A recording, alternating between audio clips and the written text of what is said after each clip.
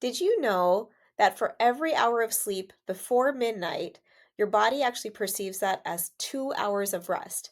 I didn't know that for the longest time. So I thought that it was okay if I got my 6 hours, seven, eight, X number of hours of sleep without realizing that it made a big difference in terms of what time I actually went to sleep, not just the number of hours I went to sleep. Interested? Does this feel like it might be something that you could relate to or that you've been struggling with? Let's talk about it. Welcome back. And if you're new here, I'm Dr. Anjali, founder of Back in Balance. I'm a non cracking, non popping chiropractor and integrative functional nutrition specialist. I love helping families and workplaces optimize health by moving well, eating well, and living well. And I'm especially passionate about empowering families as they navigate the 5 trimesters from preconception to postpartum and beyond by taking a 360-degree approach to nervous system regulation. So let's talk about sleep. Chances are you've heard all the things like turn off your screens, try to not eat anything for a couple hours before you go to bed, all of those things, right? And so maybe you've tried it, maybe it's been helpful, but chances are, if you're like many of my practice members, there's still something missing, right? Like either there's a lot of trouble falling asleep, getting the mind to quiet down, all the things that you have running through your brain and the to-do list for what you should have done, what you could have done, what you need to do, all those things. And then there's also challenges staying asleep, right? So many people wake up typically between the hours of 1 and 3 a.m. And it's not coincidence that it happens this way, but for most people, whether that means that you wake up to use the restroom in the middle of the night and then you fall back asleep, or you wake up and have trouble falling back asleep just on your own, or you wake up at like 3 and you feel like, I feel like I got enough sleep and I can get through the day, but then you get really tired halfway through the day because you woke up at 3 a.m. So, whatever that might look like for you, let's talk about what are the things that you can do to really improve the quality of your sleep outside of the typical recommendations? So, one of the first things that really helped me was taking a quiz. The link is below. It's for the sleep doctor. It's to identify your chronotype. I had never really heard the word chronotype previously, so I didn't really know what that meant. But chronotype quiz is to help identify, are you truly a night owl like I thought I was for many years?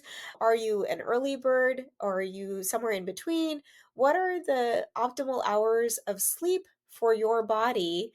And this can change over time, but what are the peak hours of optimal sleep? And then also, what are your peak productivity hours, right? So in the day, what are the hours that can really help you stay engaged and focused when your brain is really just on? So for so many years now, I thought I was a night owl because I mean, I definitely didn't have any trouble getting up in the morning and just going, getting my day started. But I definitely felt like my nighttime was my time. Even before kids, after kids, I always felt like, if I could just get some quiet time, 9 to 11 p.m. till midnight, sometimes 1 a.m., sometimes a little bit later, nothing else was happening around me. I could just sit down and have my me time, have my work time, whatever that looked like. And so I focused largely on the number of hours of sleep that I was getting instead of really paying attention to the timing of it. Like, my parents always said you should try to go to bed early. My mom's always been an early bird. So she always has gone to sleep early, wakes up early. Like, that's just been her thing. And so she would always say, like, try to get to bed early. And I just couldn't really understand that my body would function so much more differently if I went to bed much earlier. I took the chronotype quiz. I have my aura ring, which was also identifying for me like what my stress patterns, what my restoration patterns were looking like in a day. And so putting all this information together, I started realizing that going to bed earlier for me was much more impactful than I thought it might be. And so when I started looking into that a little bit more, I started looking into the research that said that for every hour of sleep before midnight, your body actually perceives that as 2 hours of rest. So if you're like me, you like to find the deals on things, get the biggest bang for your buck, and 2 for 1 on your sleep. That was great. I mean, I never knew. And so trying to get to bed well before Midnight, certainly, but even before 11 PM, ideally for me nowadays, it's by 10 PM, if I can get in bed, it actually makes a really, really big difference. And then tying that into my chronotype and all of those things makes for a much better experience. But also for the people who are having trouble staying asleep, right? One thing to consider, we've talked about this on a couple other videos, it could be a sign of dehydration. Now, this might sound a little counterintuitive, but one of the examples they like to give, or the analogies, is that if you have a dry plant, have you ever watered a dry plant, right? If you water it, it kind of just goes straight through the soil, comes out, and then you have to water it again. And so the cells in our body are kind of like that whole situation, right? So even if you are drinking water during the day, or if you've been actively working on trying to improve your hydration, chances are that your cells have become used to being dehydrated or being in a dehydrated environment. And so when you drink the water, it kind of, for all practical purposes, in a very exaggerated way, it kind of bounces off the cell and then comes out of your system. So, one of the ways that you could potentially indicate whether or not you're getting dehydrated is to see, do you wake up in the middle of the night to use the restroom? Because if the body's not able to absorb that water, utilize it, and then eliminate it over that ideally at least 6 hour time span, then the body is basically saying like it needs to come out of my system, right? Is hit the cell wall, it needs to come out. So, one thing you could try is to take a pinch of Himalayan salt or a pink salt and put it on your tongue right before you drink water anytime throughout the day. And what that does is it allows the water to absorb the minerals from the salt. It follows those minerals, gets absorbed into the cells, the tissues of the body, and then it allows for better nutrient absorption as well because the cell membrane is more permeable to that.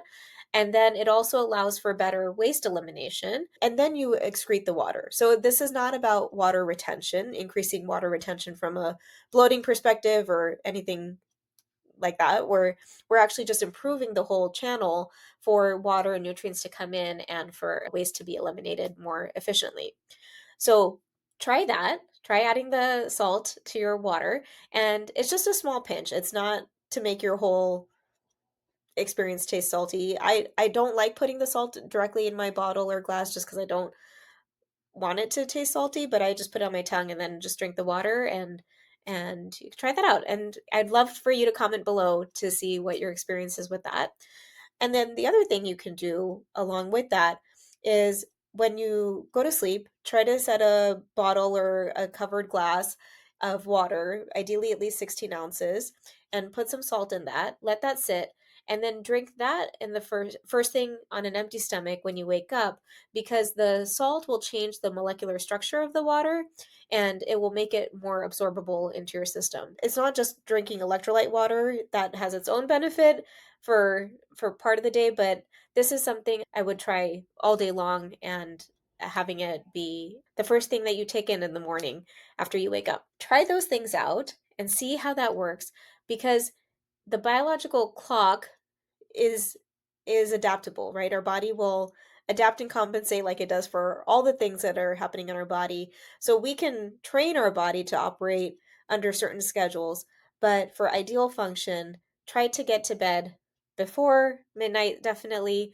I'd say before 11 p.m. if possible, so that you give your body the chance to work its magic and do its thing. If this is helpful, I would love for you to join our wellness community and to join our Healthy Human program, where we go into this in a much deeper way, sleep and all the things that can impact our health. The link for that is also below, and I'll see you next week.